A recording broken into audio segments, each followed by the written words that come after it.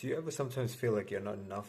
Like you're not enough to stand up for yourself. You're not enough to fight back against the things that are holding you down. That you're not enough to speak up for yourself, to do something that you feel you need to be doing for yourself. Like you have this feeling that you need to stand up for yourself, but you don't ever do it. You don't ever speak out in your relationships, at work, when you feel you can help out with something, but you feel like you need to do these things, but you stop yourself from doing it because deep down you feel like you're not enough. It's kind of like you have that imposter syndrome with many different aspects of your life, your finances, your health, your every single thing that makes up your life. You feel like you're not enough to actually approach it and do something about your life.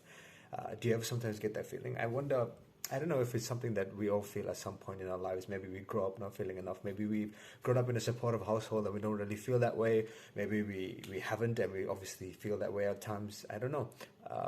Maybe it's something that some of us share. Maybe it's something that not all of us share. But maybe at some point there is something that we approach in our lives that we do for the first time, and very often we don't really feel like we're enough. We're enough to do it.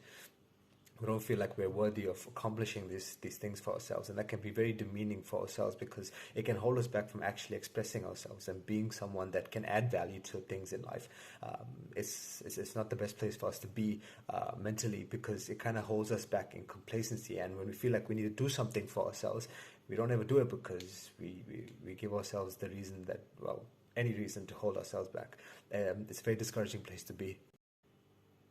For me personally, that wasn't a good place to be. I always felt deep down that I needed to do things for myself, but very often I felt like there were people that were better than me, and sometimes I had the inferiority complex, and there were other people that were put up on pedestals, and that would sometimes bring me down back to myself, and I would never stand up for myself. I would never speak up for myself. I would hold myself back from training. When I first started training, I never thought that I was good enough to do certain things for myself, to get an attainable physique, a good physique for myself. When it came to work, I would never really stand up for myself because I thought my opinion wasn't really worth anything, but it happens a lot of things in my life. Well, the things I really wanted to approach, the new things, the things that seem to sort of matter more than others, I often would hold myself back because I would feel that I was not enough to actually express myself. And I knew that this wasn't something that I wanted to do for the rest of my life. Like a year from now, like think about your life. If you're in this position, like a year from now, do you still want to be in a position where you're not feeling like you're enough? Like you always feel like there's these gaps inside of you, and sometimes you subconsciously ask other people to fill in those gaps for you. Like if like whenever I would stand up for myself, right? Like I would say something in a meeting or something, I would hope that sometimes people would react in a way that actually make me feel good about myself. Like, hey Renee, you did a good job. That was a very good recommendation. Something of that sort. I would hope that they would acknowledge the things that I was saying, make me feel good about myself, so that I can stand up for myself more and more often. But there's different people out there with different cultures and different backgrounds, so they're not always going to be able to do that for you because they have their own lives, they have their own worries, they have their own issues going on in their lives, so they can't really do the things that you would want them to do for you, right? They can't really acknowledge you the way in which you want them to acknowledge you. They can't even see you the way in which you want to see yourself. Maybe it may happen in movies and all those sorts of things. Maybe it may happen in some people's lives, but for me personally, it's not really something that always happens all the time, because people have their own lives, and it's not really wise of you to expect that of other people, because it puts them in a position where you expect more from them than you do yourself.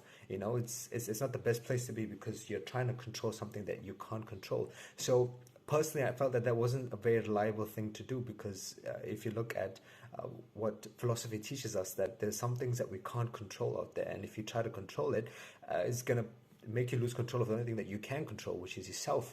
So from there, I started to see that every time I wanted to do things for myself, every time I wanted to stand up for myself, I had these gaps inside myself. And instead of asking other people to fill in those gaps for me, I started to do it for myself.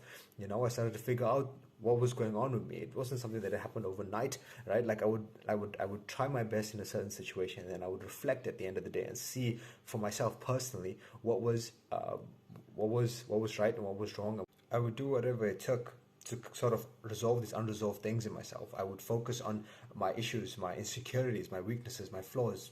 That was basically what I was doing at the end of the day. I would see where I went wrong. I would see what I wanted to do differently, and then over time I started to train myself on how to be better going forward. But in this process, I started to get to know myself. I started to learn what my issues were, what my insecurities were, what my flaws were, and what my strengths and weaknesses were, basically. I started to get to know myself better. And after a certain amount of time, I started to build my relationship with myself, because instead of like allowing myself to succumb to things in life, I started to see what I can do differently to build myself up and push myself forward.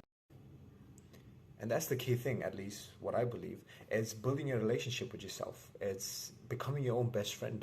I remember, I think once Seneca, when he was writing one of his letters, he quoted Hecate, who was also, if I'm saying his name right, one of the philosophers, when they asked him, what have you learned on this day? And he mentioned that he's learning to become his own friend.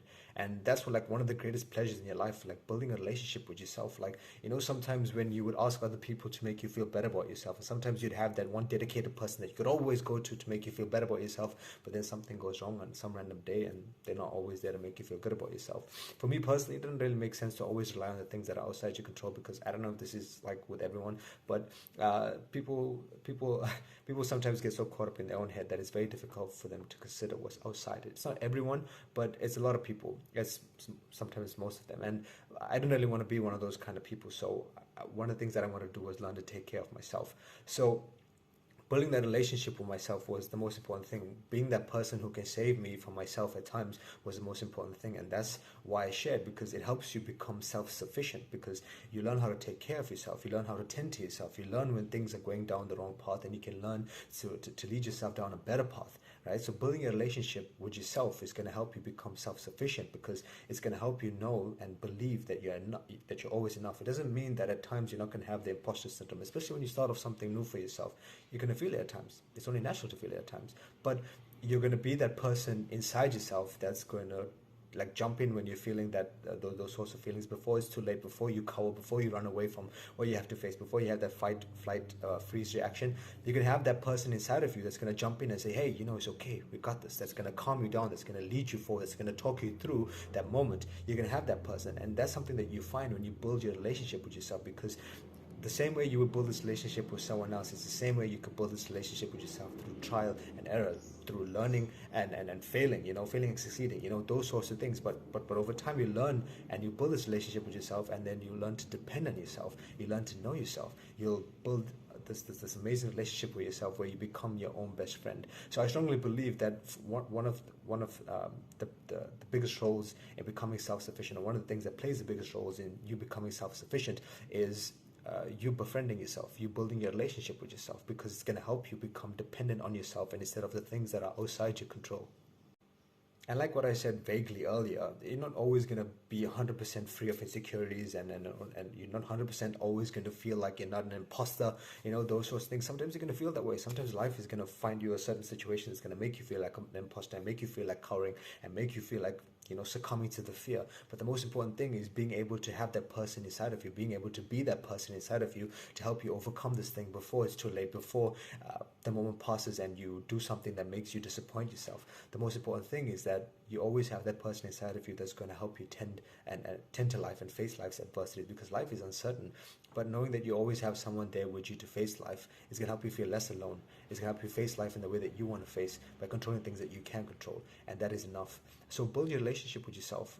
Over time, it doesn't really take something. It doesn't really happen overnight. But after a certain amount of time, you start to realize that you'll get to know yourself. It's going to take maybe weeks, months, maybe even years. Depends on how well you know yourself currently and the things that you've done so far. But you'll start to see where your weaknesses are. You start to see where your strengths are. And you start to build a relationship with yourself, because you'll know where you need to put in more effort and less effort. You start to see how you can lead yourself through life and all of its adversities. You'll start to build an authentic relationship with yourself. And regardless of how overwhelming life will be, you'll always feel like you're enough to face it. Even though at times you won't be, it'll only be momentarily after a certain amount of time where you lead yourself back towards a composed state of mind where you can face life in a better way. So build your relationship with yourself, get to know yourself, learn what it means to be you, and change the things that you don't like about yourself, so that when sometimes life pushes down on you and you don't feel like you're enough, you can always push back and help yourself, lead yourself through whatever life's adversities bring to you. So yeah, commit to it. Hopefully this helps you somewhere. This is an insecurity in your life, and it helps you feel like enough when you don't. So yeah, if you have any questions, of course, let me know. Until the next time, take care, be safe, and peace.